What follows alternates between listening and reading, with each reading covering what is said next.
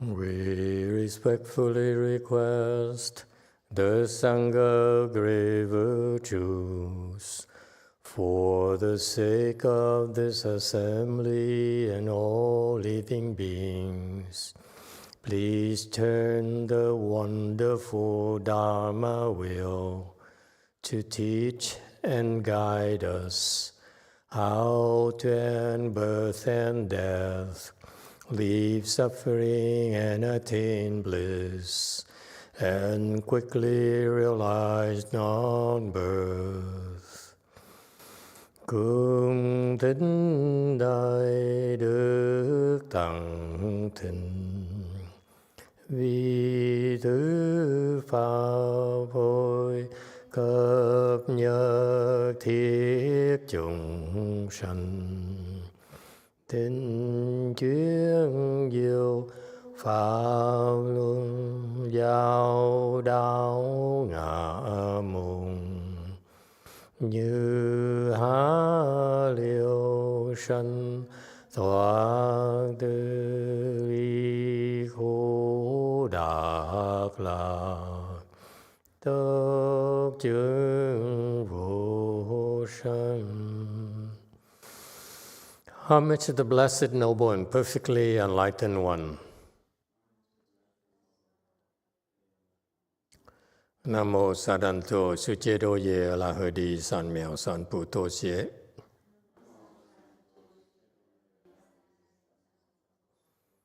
Nam mô Ta Đắc Tha Tô Ya Đa Ya La Đế Tam Miệu Tam Bồ Đà Toa.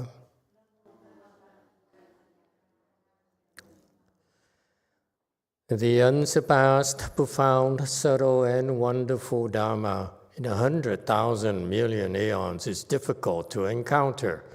Now that I'm able to see and hear, I will receive and maintain it. I vow to fathom the thus come one's true and actual principles. Wu shang sheng sheng wei miao fa bai qian wan jie nan zao yu. 我今见闻得受持，愿解如来真实义。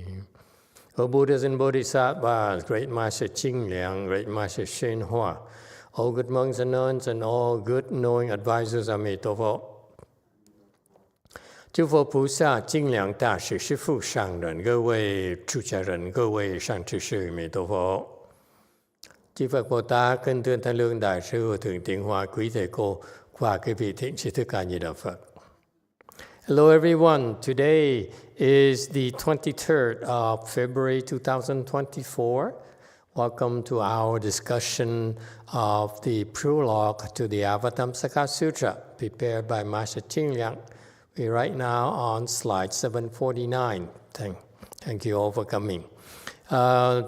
We are continuing with the discussion to give you some, remind you of the background information, discussing how the scholarly monks and nuns back then in India would classify the Buddhist teaching into different categories. And we're discussing how in the area where the Dharma masters would classify the Buddhist teaching into 4 types of teachings. And we are on one of the representatives. This guy here is a disciple of Master Xian Shou, which is discussed a little bit later.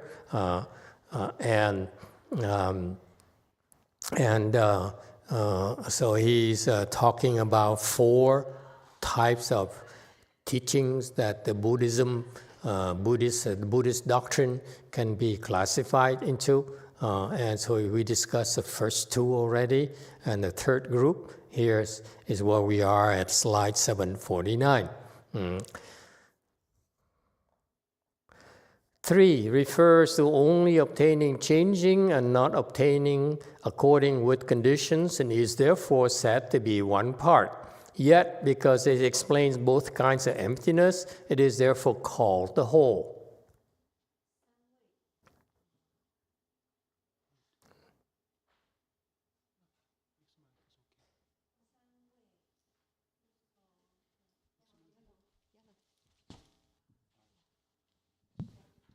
San位但得不变，不得随缘，故名真一分，满真一分，而双变二空，故名为满。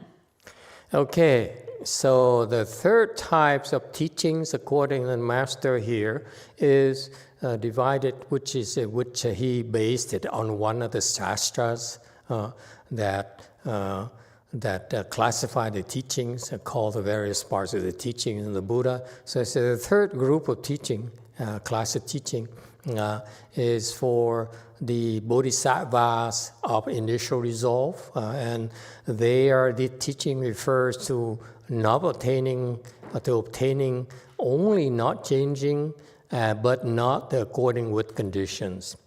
For the Buddha nature, the nature of Buddha nature is to to not changing, but also according with conditions. That's why it means 随缘不变, okay, in Chinese. Okay, and so he says, so this bodhisattvas, low-level bodhisattvas or bodhisattvas of initial resolves that don't have quite a strong wisdom yet, high-level wisdom yet, useful level with wisdom yet, they can understand not changing, but they don't understand according with conditions. Not changing here refers to your connecting with your Buddha nature. When you see your Buddha nature, then you open your wisdom, and therefore you have the ability to not be moved. Okay? And that's why it's called not changing. So no matter how bad it is, you don't change your resolve, for example. No matter how difficult it is, in order to help someone, to save your son, your daughters, you don't back out, do you? Oh, that's the nature of not changing. Okay? Not changing because they have the strength, the mental strength, that comes from their resolve. Okay? And therefore, they will not compromise their resolves, their value systems at all. Okay, so these people are the third group, the bodhisattva of these bodhisattvas. They are really special individuals. They're very extraordinary people with wisdom, and therefore they're able to not change. And they can stick to the guns no matter what. And this is exactly what people, for example, in the real world, people with vision would do. Like visionaries, they would stick to the guns and they would not compromise themselves. The value system would not compromise at all. And that's one way that ordinary people can relate to. However, for the bodhisattvas, this not changing here refers to the wisdom, where they're able to see the truth already, and therefore, no matter what people say or tell them, no matter how things appear, they will not change what they stand, the value systems, their beliefs. Okay? So that's real wisdom for you. However, this group, the third group here, falls short of usefulness. They're not useful at all. They may be like a pillar. A pillar is something that's right there, that supports the weight. No matter how heavy it is, they still stand there. They're not moving. They're not cowering. They just stand there and take whatever is exercised upon them. Okay, that's not changing. They don't change their original plans. But they don't accord with conditions. It's because they may have the strength to be able to stand on the value system, stand on their own. But they don't accord with conditions, meaning they lack flexibility. They're not very flexible. What's flexibility in Mahayana? It's called skill in means. In order to help people, you need to be flexible. You cannot say that I will stand on my principles, and if you fail to meet my principles, I will cut you off. I will get rid of you. Okay? And so according with condition, meaning that they have a lot more wisdom to be able to be more flexible. And so that's why I call them, these people, low-level bodhisattvas, because the wisdom is not that profound yet. Okay, that's why, what do? They stand on the principles, meaning that they, like I've seen some people, they hide behind the four walls and they meditate and say, it doesn't matter. If there's an earthquake, I meditate here. Okay, if there is anything happens in the world, I will be here. I will pursue what I'm supposed to do, open more my wisdom. So they don't change at all, no matter what. And so they are important pillars of society, but they're not useful because they are not flexible enough. And that's what I see. And so part of these change of conditions requires higher level wisdom, and these bodhisattvas don't have it. Any questions about this? Okay? So for example, I see a lot of bodhisattvas in our world, in the US, in Korea, and so forth. They belong to this group where they are not impressed with your money, with your adoration, with your food, with your cars, with your houses, your temples, and so forth. And they go about doing the things, okay? And so they are not changing, okay? But they are not according with conditions because they don't know how to help others. When others come to them with problems, they don't know how to cope with the problems. Therefore, the wisdom is not complete yet. Still have a lot of work to do. Is that clear?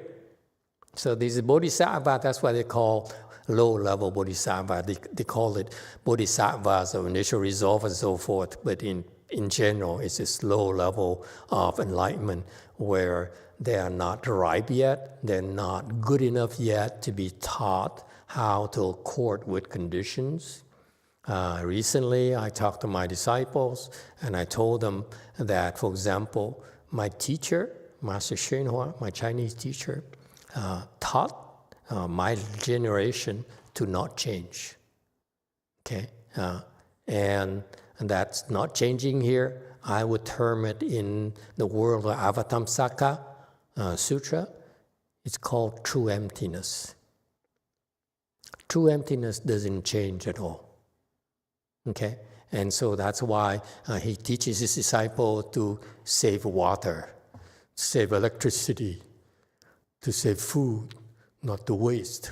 Okay, because that's what true emptiness people do.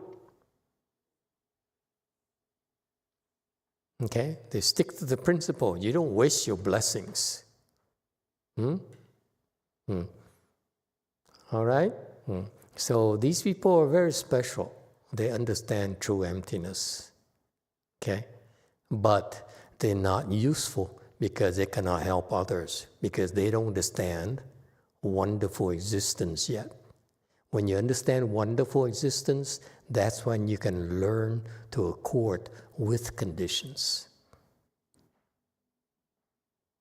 See? So that's the first step only, is not quite there yet. Okay? And therefore, it is said to be one part.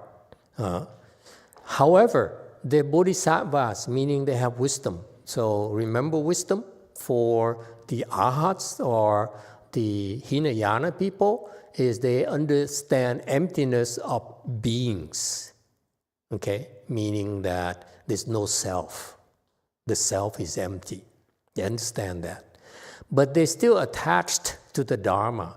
So it is said that, this is the jargon you need to know, they don't understand the emptiness of the Dharma. So for the Hinayana people, the beings are empty, but they're still attached to the Dharma, the emptiness Dharma.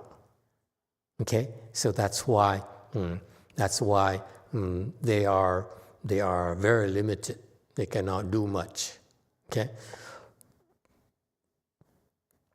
So in contrast to bodhisattvas at that level, they understand both emptiness of the people and the emptiness of the Dharma with a capital D. Okay, that's why they reach a higher level of enlightenment. Okay, so that's why the text here on slide 750 refers to the both kinds of emptiness. Emptiness of the people and emptiness of the Dharma. Is that clear? It's a jargon you need to know. Okay, just memorize it. And these are part of your basic jargon that will enable you to express yourself or understand, listen to people's explanation on Dharma and see where they are. Are they talking about emptiness of the people? Are they talking about emptiness of the Dharma? Okay, and so forth. So that's how you can recognize where the teacher is, okay, or the student is. The question a student asks you, you can tell where they're coming from. If you cannot recognize their level, you can tell from the question. All right, and therefore they're not quite. That's why they're called whole. Okay, whereas the Hinayana wisdom is called part of the wisdom, part of Buddhism, half word. This is a whole word. Okay. Any questions about this? Important jargon just to memorize, okay? And no need to understand, not a big deal. 751.4 is called the entire portion because it contains both meanings of according with condition and not changing. Its elaboration is, as he described. Oh, I know what now. The text here doesn't make sense to me. Agama Sutra here is probably because in the way that the people who prepare these slides, they have an abbreviation, AS, as becomes Agama Sutra.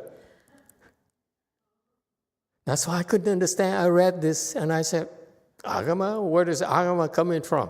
So actually, its elaboration is as he describes. I've been busy this evening, so I struggle with preparing the sutra. So I saw this and I said, Agama? Agama? What happened to Agama? So probably I screwed up somewhere. Okay? Go ahead, Chinese. 4.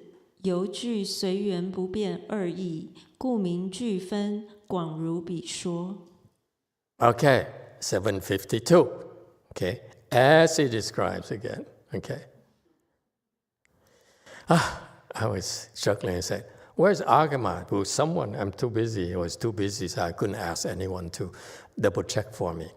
Okay. All right. So the fourth teaching and the final teaching is type of class of teaching. It's called the entire portion. Okay. Because it can deal with according with conditions and not changing, okay, and so this is as is. Sorry.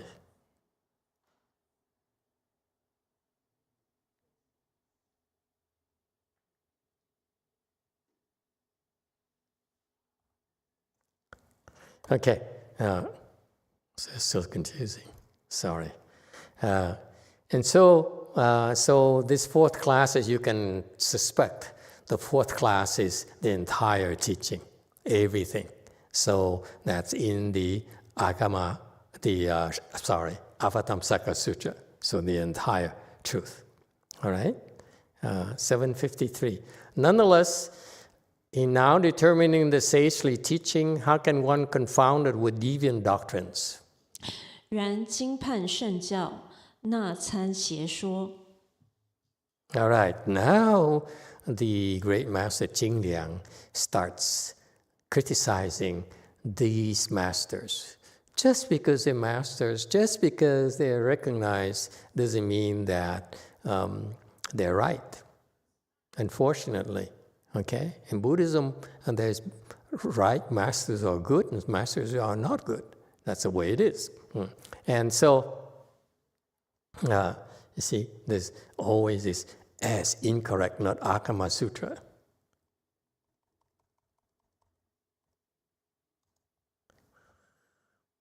Okay.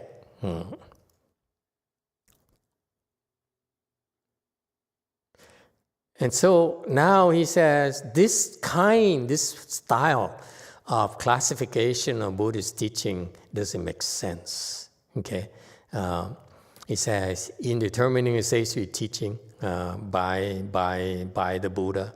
Okay, how can one possibly confound with deviant doctrines? Okay. And so he says, as he started in Master Jing Liang, the great scholar, and his kung fu is extremely high, as you can imagine. But he chose to manifest it in the form of being scholarly. Okay, and he says, I've read all these teachings. I said, these people, this approach is wrong. Okay, it's very narrowly focused, and it's wrong, simply wrong, because it's confusing Buddhist teaching with deviant teachings. 755. If it is to match them with their teaching hosts, one should first set up 3 teachings per this land, or else, as does the Western region, make divisions into internal and external, 6 masters, and so forth. 若对教主应如此方，先立3教，或如西域，分内外及6师等。 Okay, so please correct it. Okay, as per this land. Boy, what a relief. When you lecture, I don't know about you, but I'm very conscious about the fact that because we are in America, unlike in Asia, and the American students, they ask questions. They ask. And that's how we like it. All right.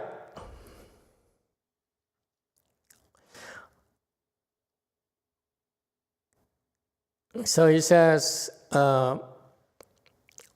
he elaborates. He says, don't confuse the Buddhist teaching with teaching hosts and so forth. But in particular, in China, there are 3 types of teachings here, meaning Confucianism, Taoism, and Buddhism. And so now we stop a little bit and discuss about these 3 teachings here, how relevant they are to us in our culture, in our times. Okay, so Confucianism is a very strong foundation in Asian cultures. Discusses the principles of heaven and earth and of being a person. Okay. And so it discusses heavens, principles of heaven, principles of earth, because in Buddhist wisdom, we recognize that we're under the rule of the heavens. Okay, and so therefore we need to pay attention to the principles from the heavens. And also, in order to conform, we need to follow the rules of being a person. All right, so Confucianism is very fundamental to our way of life. It's very useful. That's why he's so influential in Asia. Okay, Taoism, on the other hand, only discusses the way of the heavens, not the human realm. So they want to escape. They want to get out. They reject the human realm and focus on the way of the heavens. Yes, did you have a question? 5?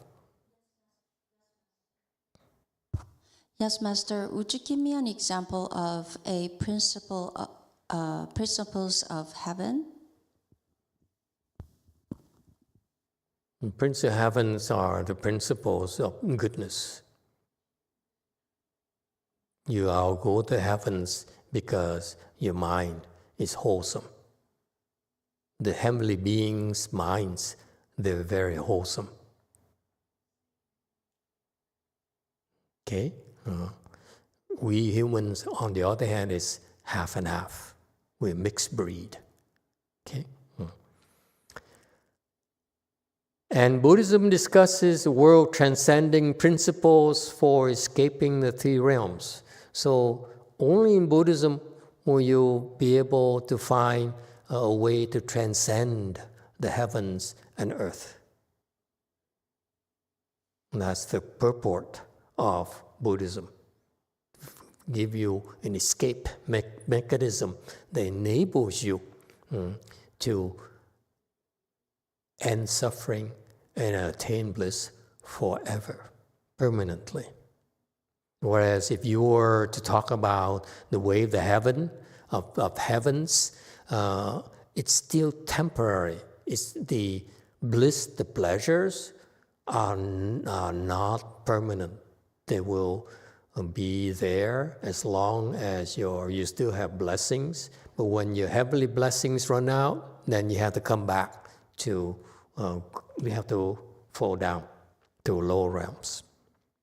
All right? And so Buddha realizes that. He says, whether you're in the heavens or you're in the human realm or even lower realms, when you're in the six common folks realms, then you're suffering. So you want to transcend those realms, and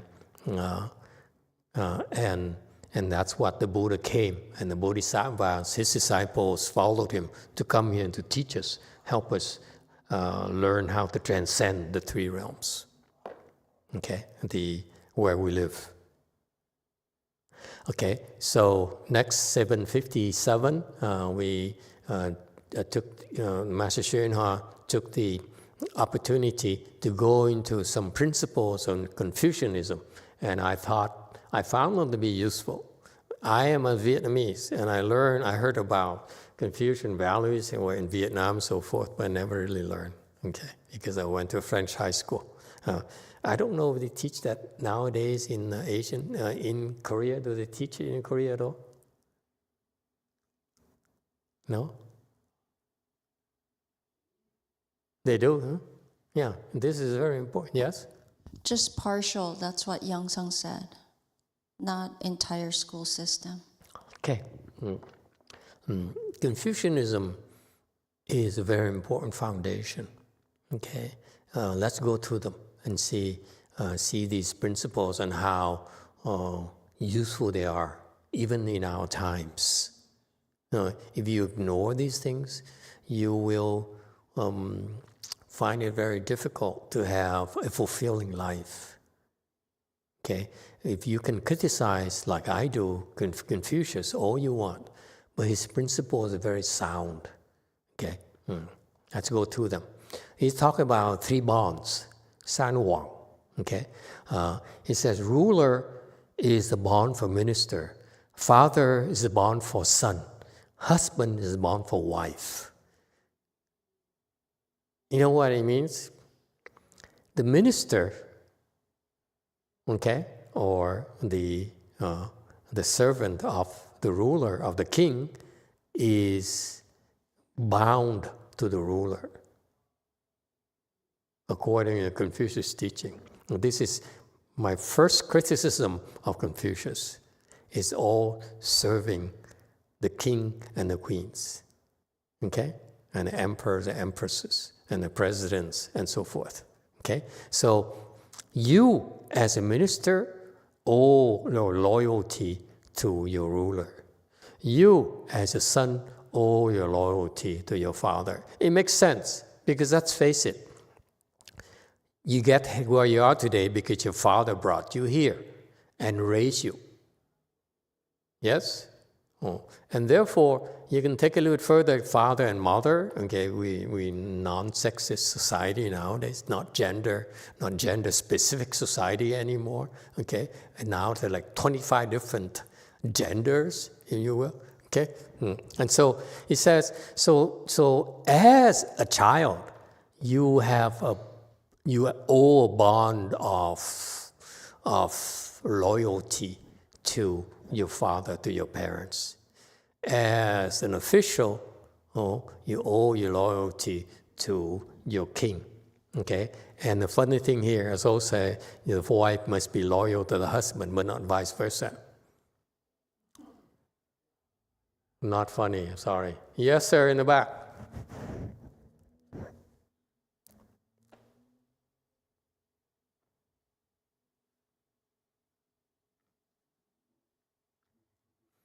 And he was very popular, Confucius, when he first came out, because during those times, China was chaotic. So he set these rules because you need to create hierarchy. So the teachings, so he was invited to these smaller countries, and these rulers loved it because now they can use his teachings, as a role model to pacify the country, make it orderly, okay, more manageable. All right, so he was very useful. So he went from country to country and they emulated each other. And so there's a bond here. I mean, and there is a very very intimate oath of loyalty, if you will. Okay. Now, how does it apply to our times? We learn this in order to see, this is American culture. We look at something and say, how can I use it?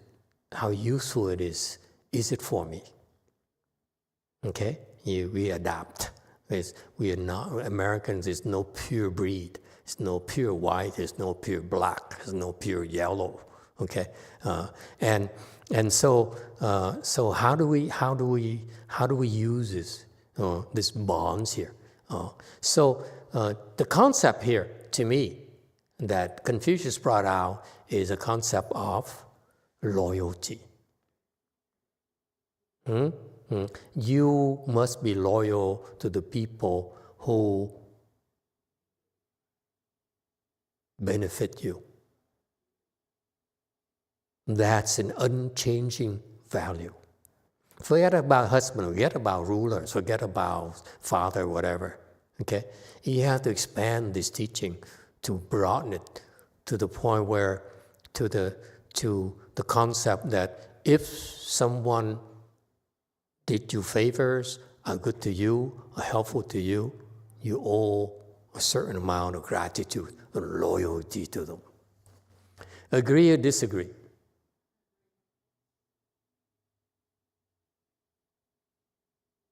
And if you run across people who are ungrateful, watch out, be careful. These people are dangerous. They will bite you in the back in the future, for sure. It's a matter of time, that's all. So what I like about this Confucian teaching is that you can call it blind loyalty, or because you're my king, therefore I owe you my loyalty. It sounds terrible, doesn't it? Especially for us who says, it doesn't make sense to me. It's not fair. Just because you're king, because you're ruler, doesn't mean I have to be loyal to you. But however, it makes it, logically speaking, you may be right, but what it's referring to is a teaching about loyalty out of gratitude, not loyalty out of righteousness, out of logic, out of reason. Because if you're loyal because it's beneficial to you, then it's really not pure loyalty. You really are loyal to yourself if you're only loyal to someone out of self-interest. So this loyalty here, in terms of bonds here, is that I'm loyal to my king, I'm loyal to my father, I'm loyal to my husband, and so forth. That to me is a value system that is still valid. You have to discern this, you have to parse this into things that are no longer Chinese-specific, Asian-specific. Because this is what he's talking about. Confucius is a bodhisattva. He has wisdom. So he may formulate the teaching in a way to be more suitable to the times back then. to serve the rulers and so forth, but it's based on sound principles. So the principles here to me is loyalty, because they did you favors. The king ran the country for you.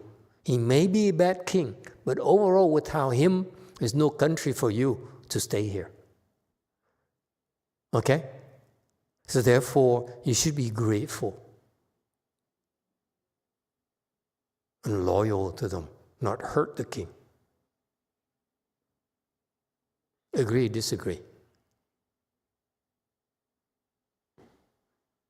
Think about it.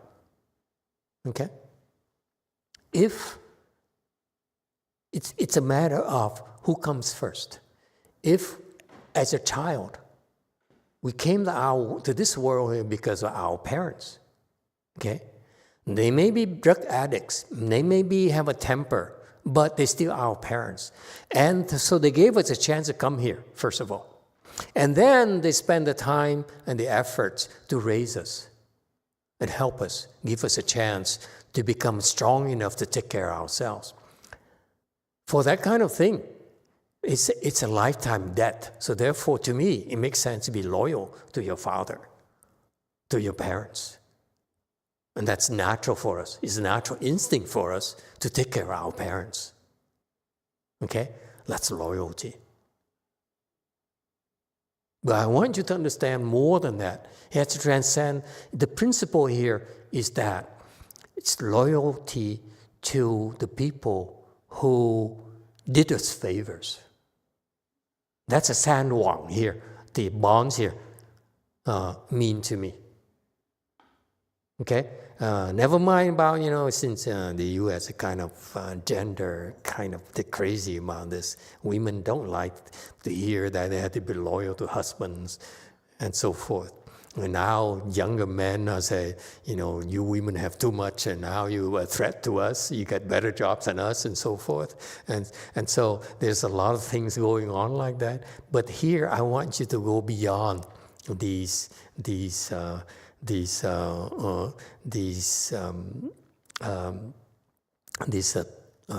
old way of thinking.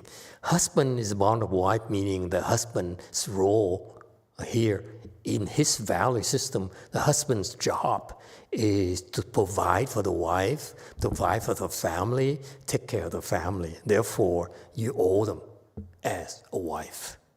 That's the principle behind it. Don't be stuck on the gender thing. And if you are stuck on that, I'd like to point out to you that in America nowadays, as well as many parts of the world, the women are making more money than men, quite often. So now the husband has to be head. So now it becomes wife is a bond for husbands. See what I mean?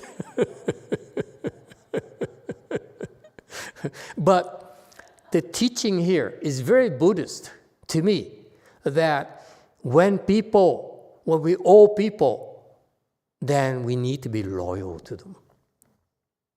You need to overlook their flaws and their mistakes because, let's face it, we owe them. And that to me is very reasonable. Agree or disagree? No one is perfect. You want to part hairs and find weaknesses and find fleas, you will find them. You will find them. Okay? It's not about them, it's about you. What kind of person are you? Do you know gratitude? If you know gratitude, the reason I teach you about gratitude and loyalty because gratitude is the foundation for your cultivation. You get so much help. We get so much help when we cultivate, a lot more than the Buddhas and Bodhisattvas and Dharma protectors care to tell us. Why? Because that's what they do. They help us. And we don't even need to know, so that one day when it's our turn, we do exactly the same thing out of gratitude. It's very important. So that's why without without gratitude, you can't go very far. Okay? And so that's why when you're grateful, that's when you become loyal. The loyalty comes in. Yes, you are a bad king, you mess around, you kill a lot of people, I still need to be loyal to you because you have to take the whole bowl of wax. You can't just say, I want a great king only. Okay?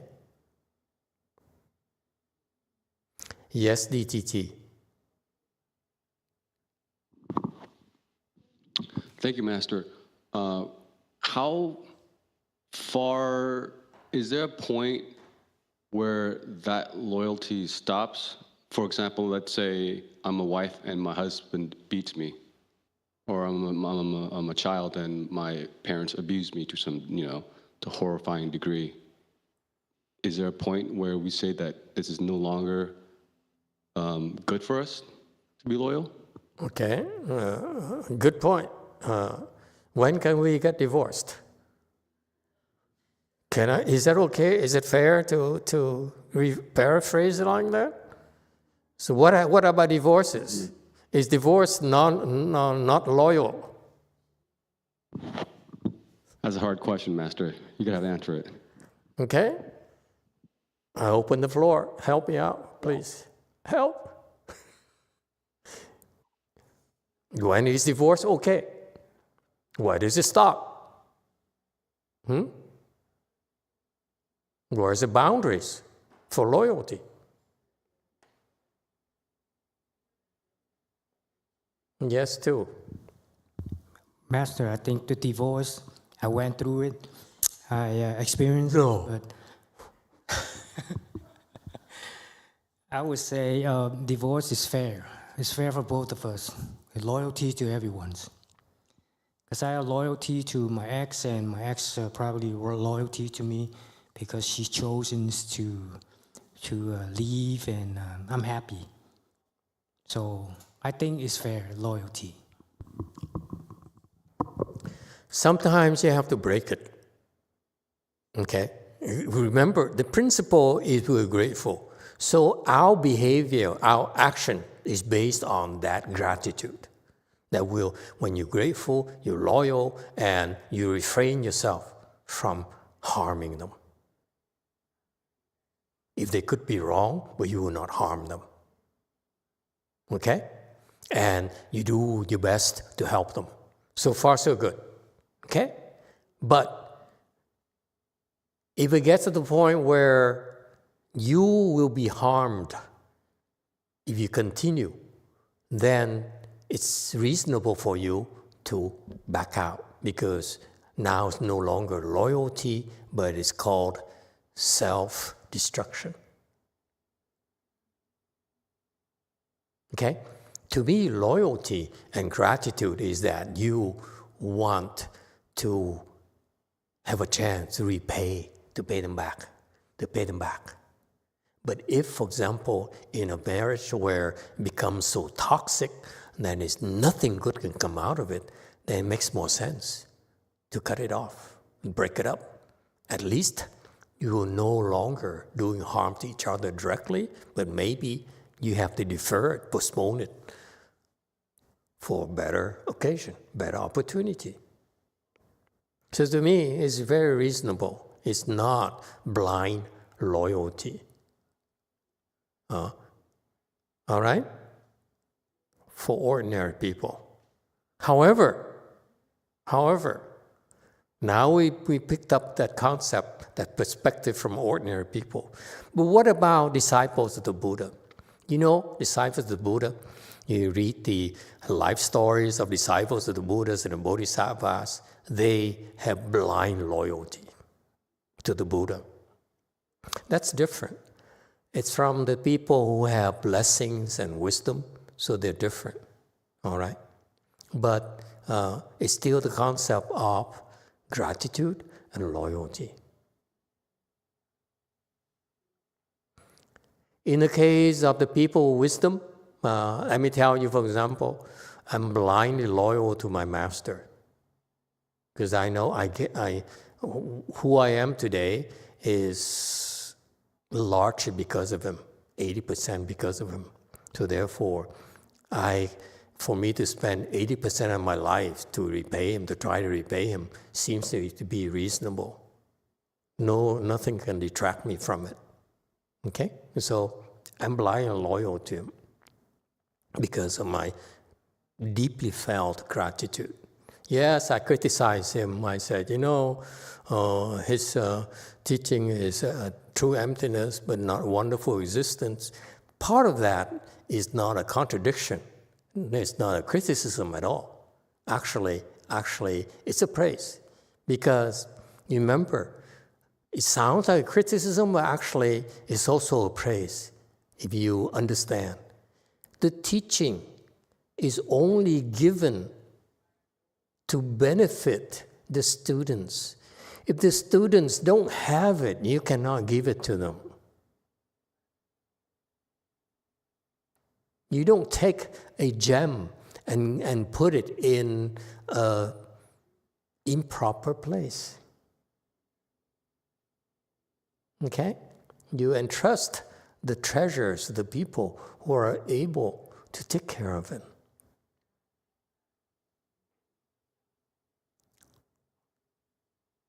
Does it help? So, in conclusion, we're talking about the bonds here to me is the concept of gratitude and loyalty. Okay? That's important. You want to dissect it from the Confucian perspective to the Asian society, Korea, Vietnam, China, and so forth. That works fine. But to me, from Buddhist perspective, that's it. You have to be grateful. Without gratitude, you will never be able to develop wisdom. You need to be loyal to your teachers because a lot of things they do for you, you don't get. Because you don't have enough wisdom. That's my advice to you. Okay? They understand so much more than we. So therefore, they see a lot more happening than we do. Therefore, the loyalty to them is very important. But for ordinary people, you need to use your judgment. All right? So it's different worlds, but it's the same concept, loyalty and gratitude. You start first by being grateful and loyal to these three bonds here.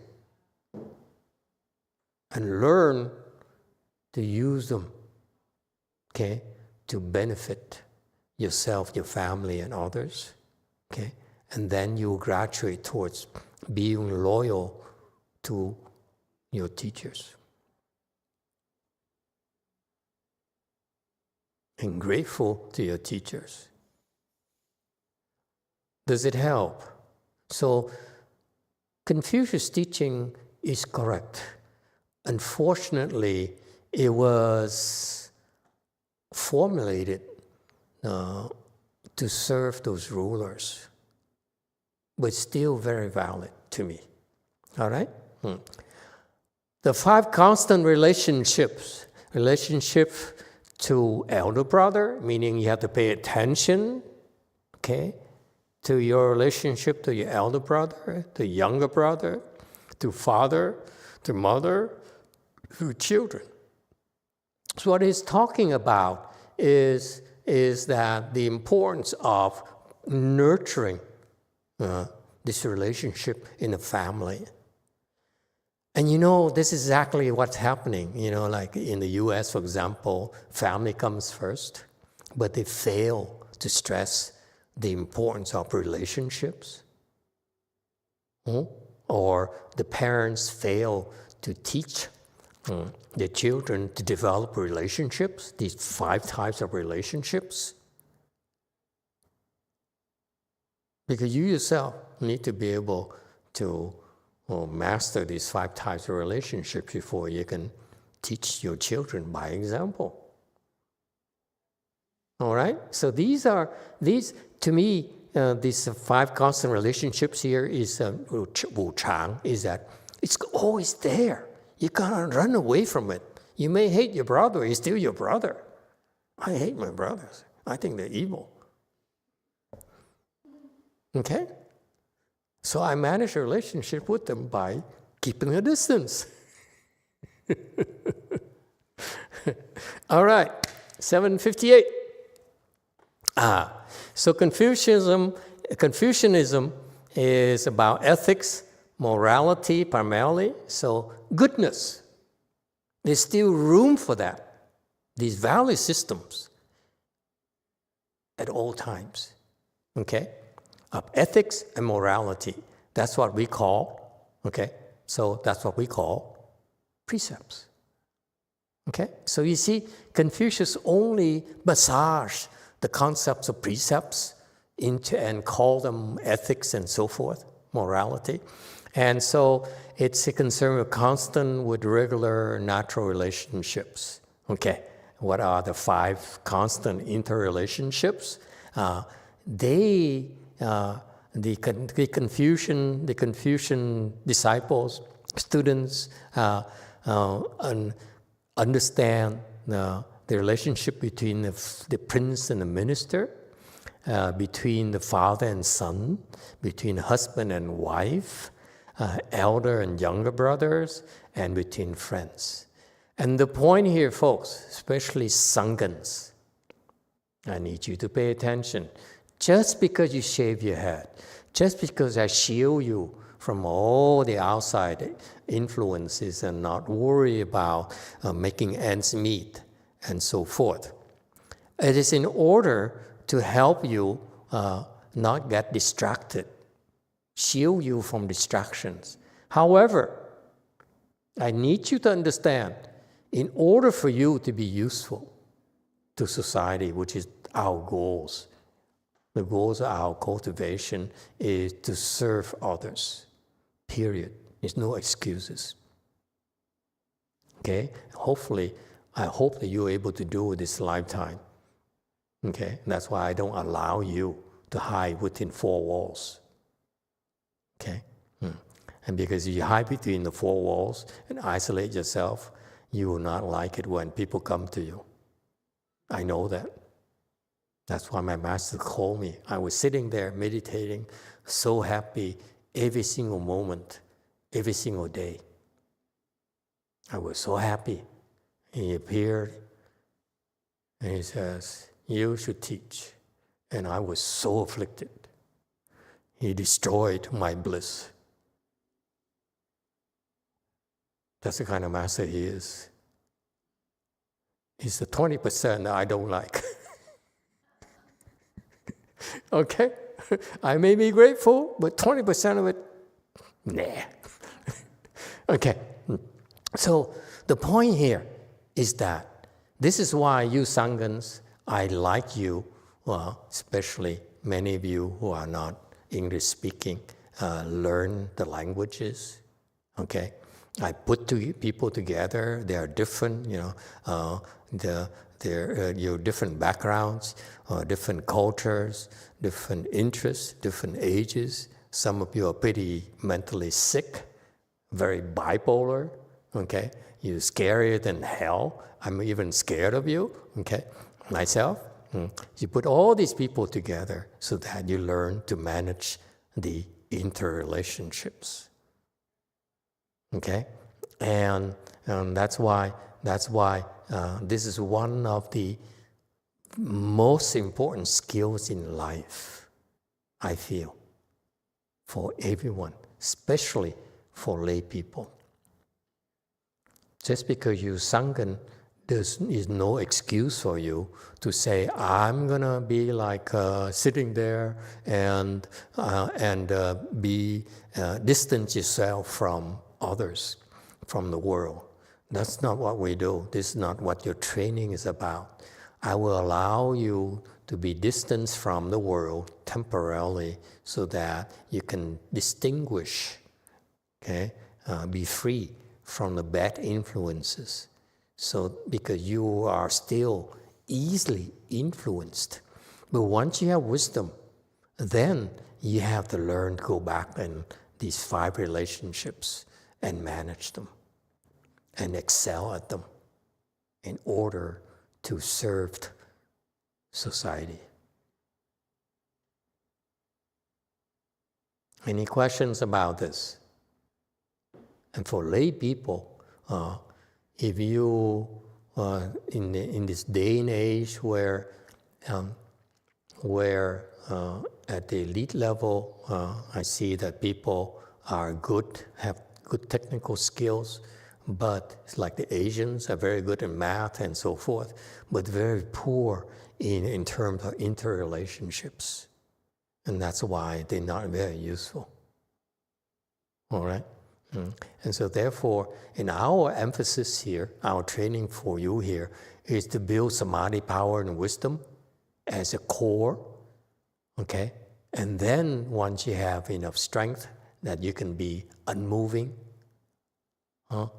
then you have to learn about interrelationships so that you learn about according with conditions.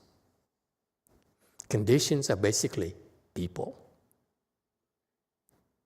Afflictions arising from them, from others, from your mother, from your father, from your prince, from your minister, from your husband, from your wife, from your friends, from strangers.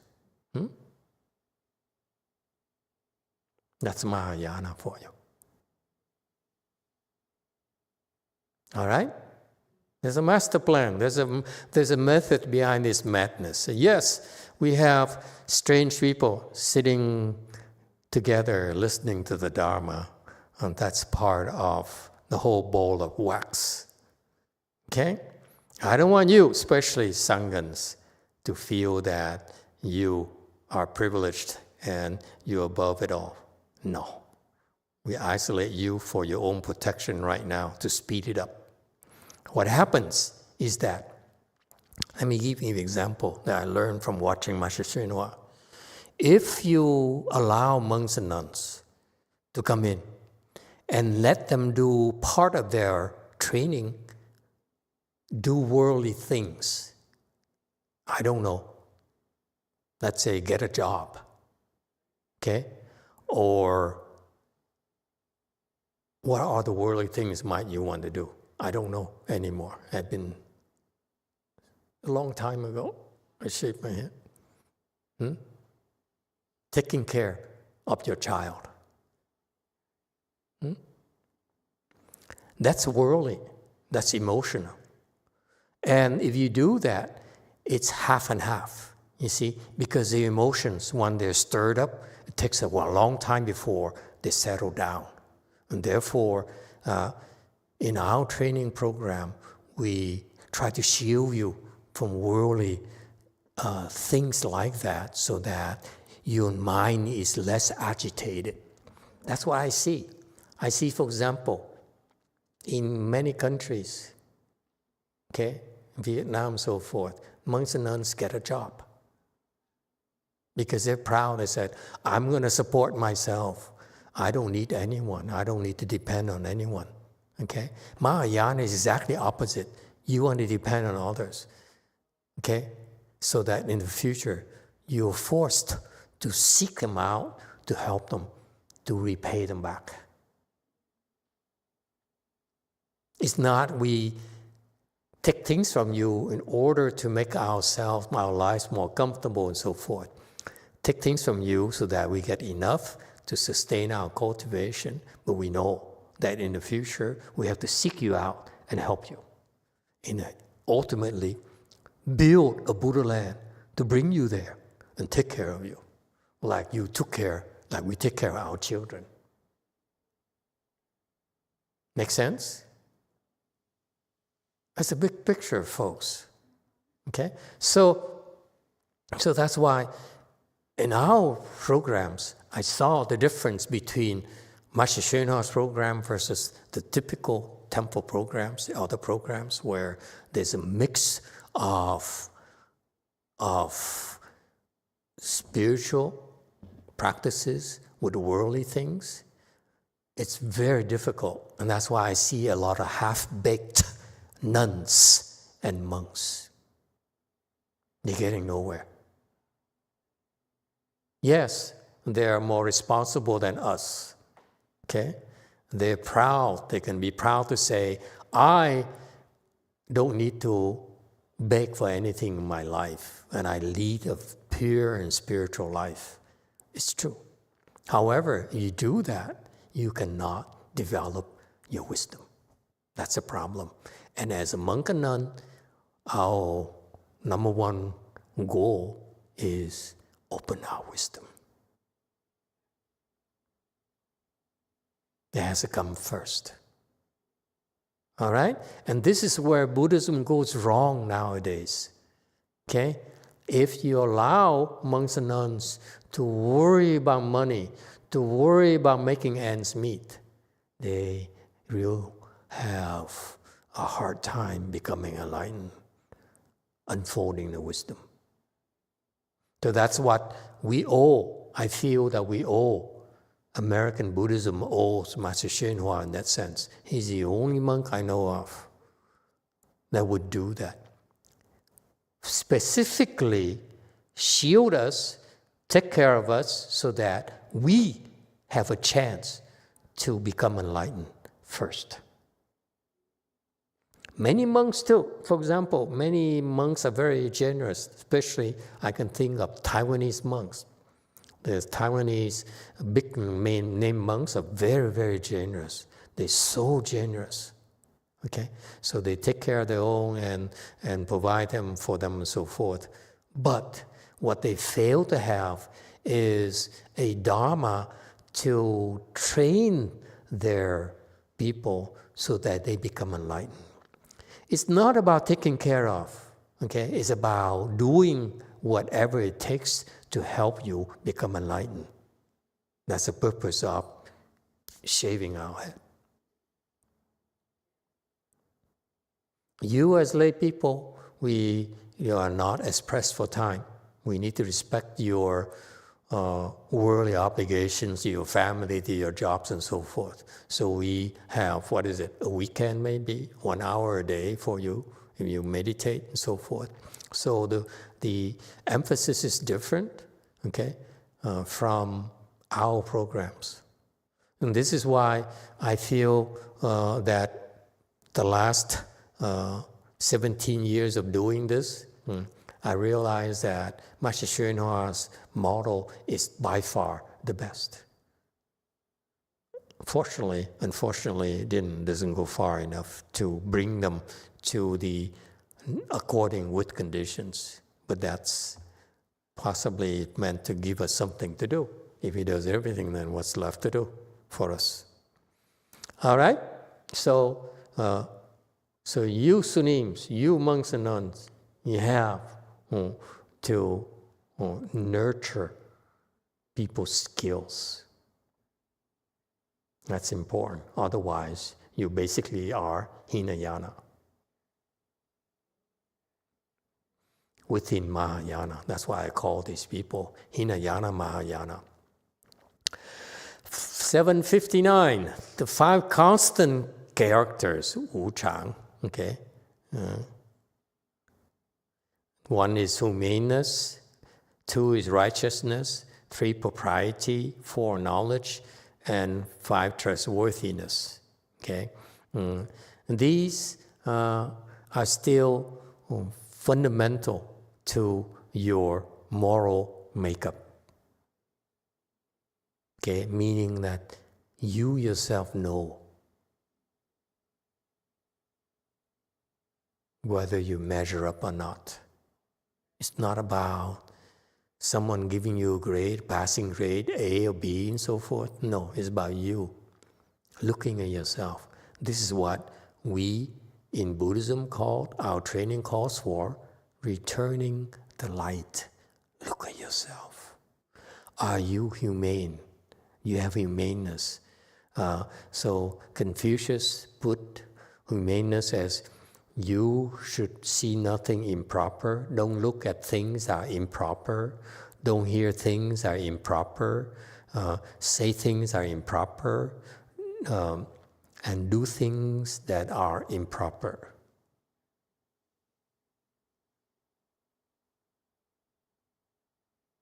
Okay? So you see, I preserve this because improper is by degrees, depending on your level of wisdom.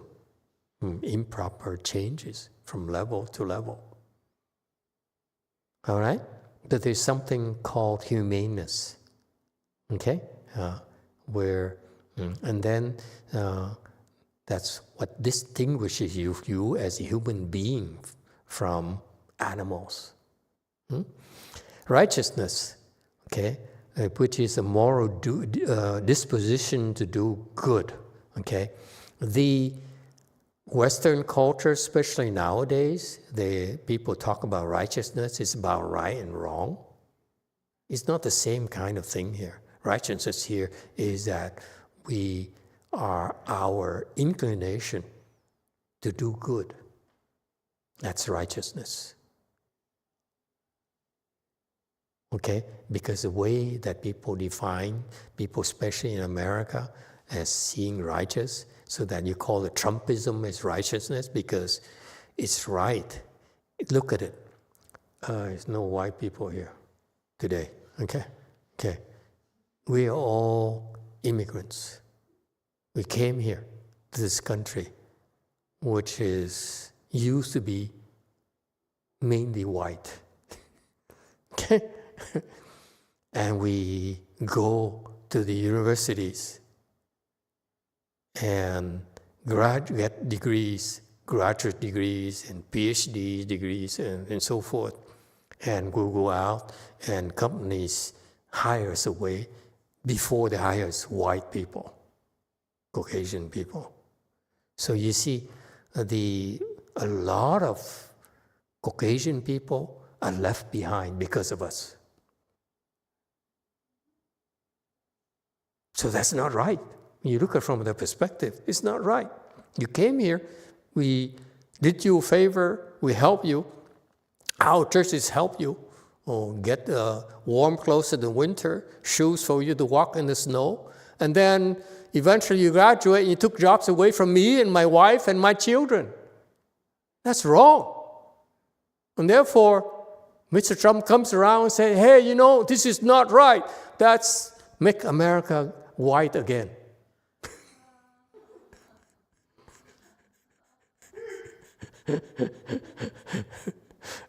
You are laughing because you're not white.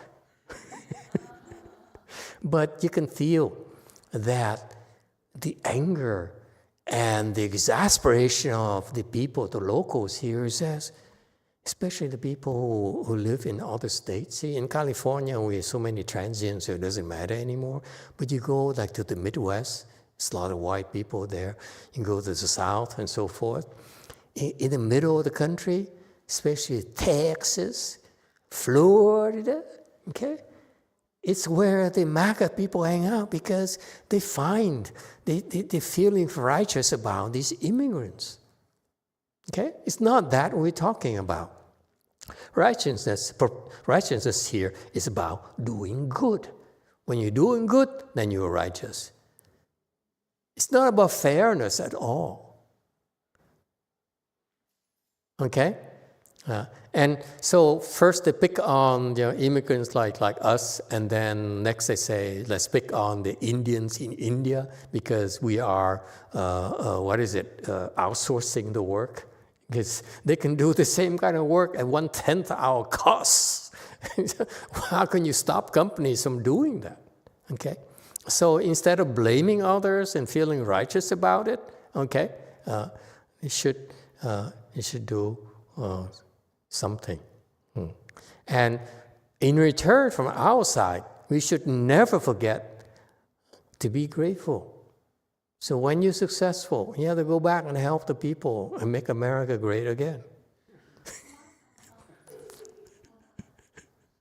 Okay?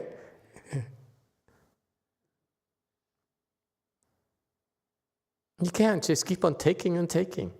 I have a problem with that. Especially many of you, especially in California, will become rich, are rich already. It's time to give back. Help the poor. Help the people who need help. Especially when you become so rich, I feel that you need to help the people who are not as fortunate as you are. That's just common sense. You can't take and keep on taking and taking. You have to give back. You have to help the ones that are in need of help. Whether it's white, whether it's yellow, whether it's black, it doesn't matter. I hope that many of you who will become part of the 1% of society need to go back and help the bottom of society. That's what Buddhism is about. We help everyone. We help you reach 1%. We also help the one who are the 99%. We don't discriminate. Okay? But it's just the right thing to do. Okay? Propriety, meaning there are certain cultural ceremony, ritual, decorum, rules of propriety, good form, good customs, and so forth. I'm talking about cultures, folks. Okay? They call it propriety, I call it sensitivity to cultures. I'm here, I yell at people, I go to Korea, I become nice. That's sensitivity to cultures. Okay? And knowledge meaning that what is your contribution to society? Okay? You have to develop skills to earn your place in society and make a difference. That's important. It's part of being human. Okay? Trustworthiness. Okay? Keep your words. Be dependable. You cannot put yourself above everyone else. Then if you are that way, you're not trustworthy. I understand if you're bipolar and you get depressed and you can't take it, you have to run away. Yes, so we can't count on you. I understand that. Okay, but in general, you have to be trustworthy. All right? Any questions? So to me, Confucian values are still very, very valid, but not in the way that Confucius formulated it. But these are guidelines based on Buddhist wisdom. Okay? You may be laughing at Confucius. Some of you may be laughing and say, wow, look at them, righteous and propriety and so forth. That's ridiculous. No, actually, it's based on very profound wisdom.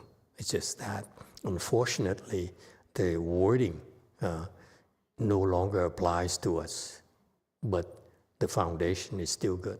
Yes, too. I feel like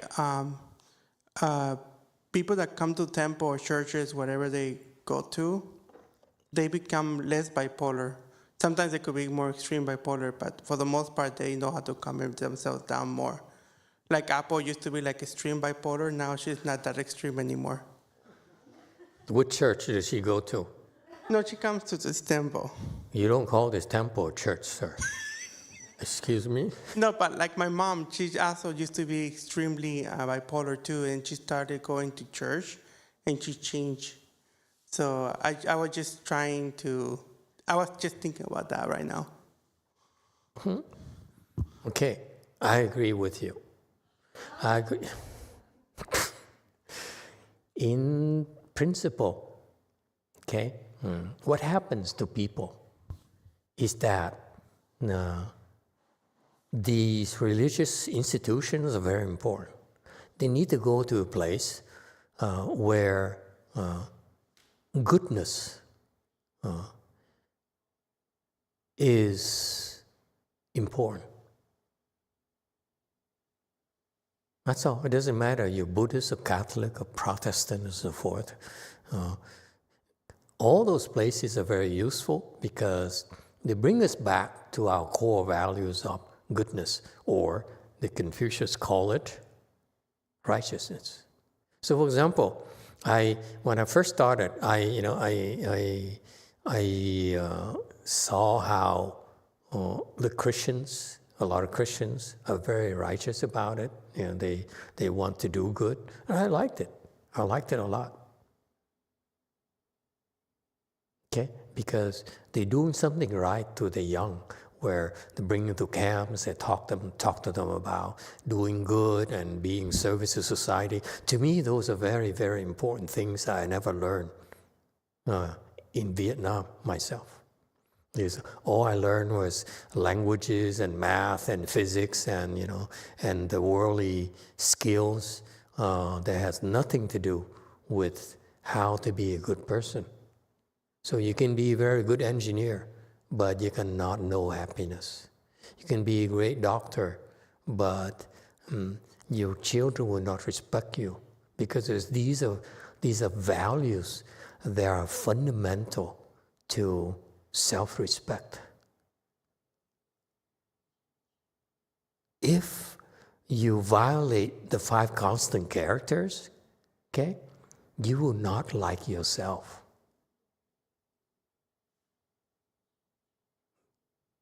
That's the bottom line. You don't like yourself.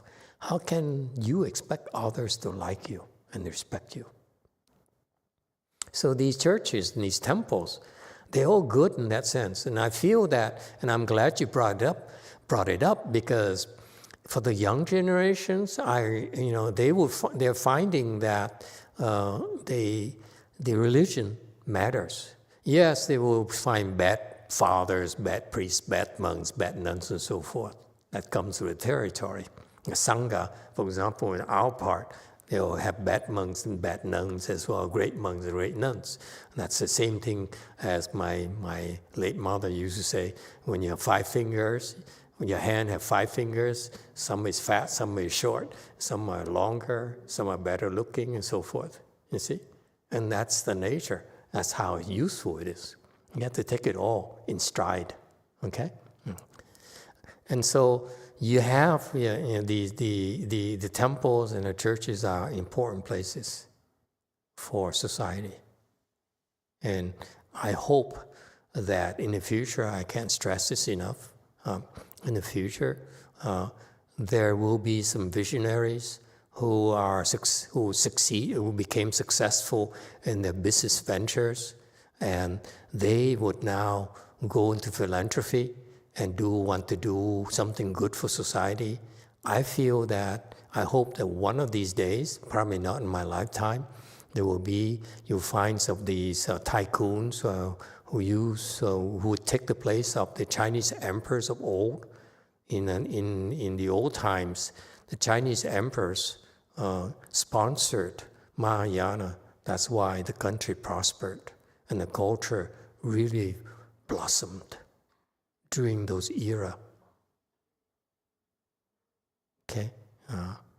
And so I hope that for the sake of their children, for the future generations, if you want to leave something good for your children, it's not about money, it's not about your trade skills, how to buy stocks, how to make investments, and pick winners of the big unicorns and so forth. But it's about Mahayana, folks. Mahayana has tremendous wisdom. And I hope that it only takes one person or 2 people to make a huge difference. They would have a set of endowment to help Mahayana prosper. I'm talking about Mahayana, not Hinayana. Okay? Look at a small scale. The Thai kings, the previous Thai kings, were devout Buddhist disciples. That's why Thailand is one of the most stable and strongest countries in Asia. Korea, same principle. Okay, now the presidents and so forth they're spend a lot of money on religion themselves to support Catholicism, Buddhism, and so forth, because they understand the importance of this religious life or spirituality. If we look at the American experience, I learned in grad school and business school about the invisible hand, where the self-interest would take care of things and make great things happen, is a source of major inventions. But the one thing that's lacking in that model is human happiness.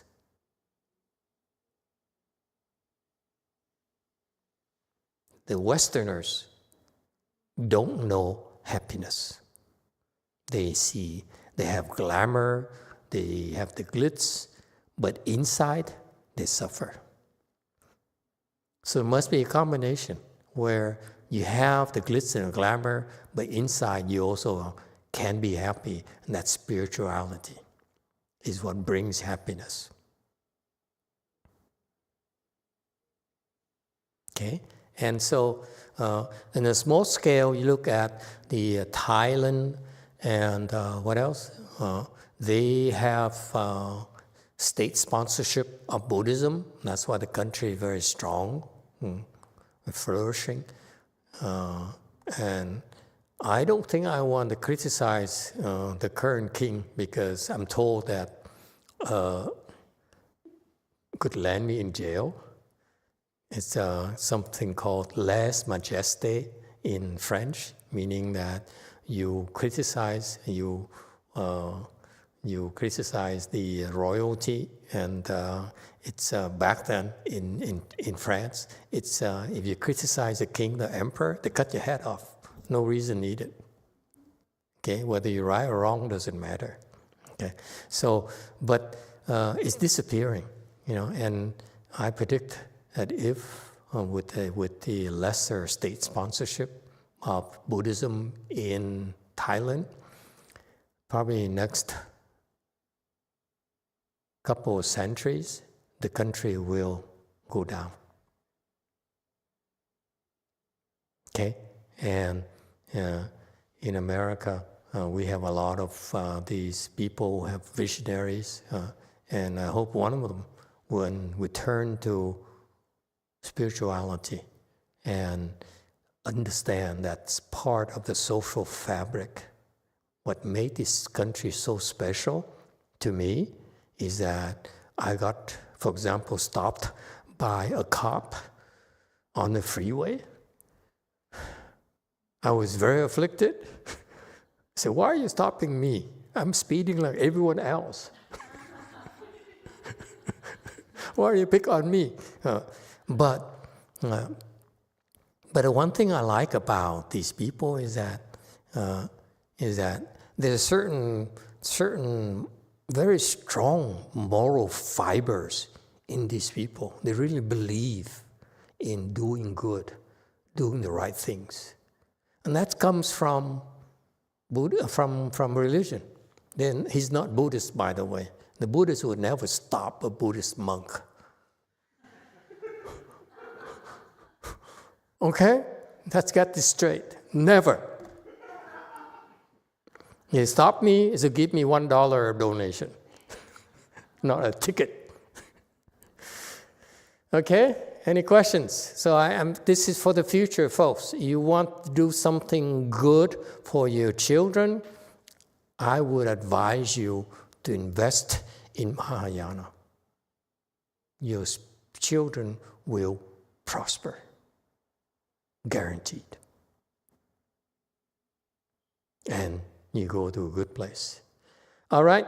And finally, can I close? It's 7:59 here, and they also talk about 9 classes, very hierarchical. To me, this is nonsense. Okay. Scholars, physicians, geomancers, astrologers, artists, painters, Sangha, Taoist master, musician, chess expert, so forth. It's nonsense. Okay, forget it. Okay, we're equal. Egalitarian society. nowadays. This doesn't apply anymore. Okay? Next time, we'll go to 760. Is that okay? Thank you, everyone.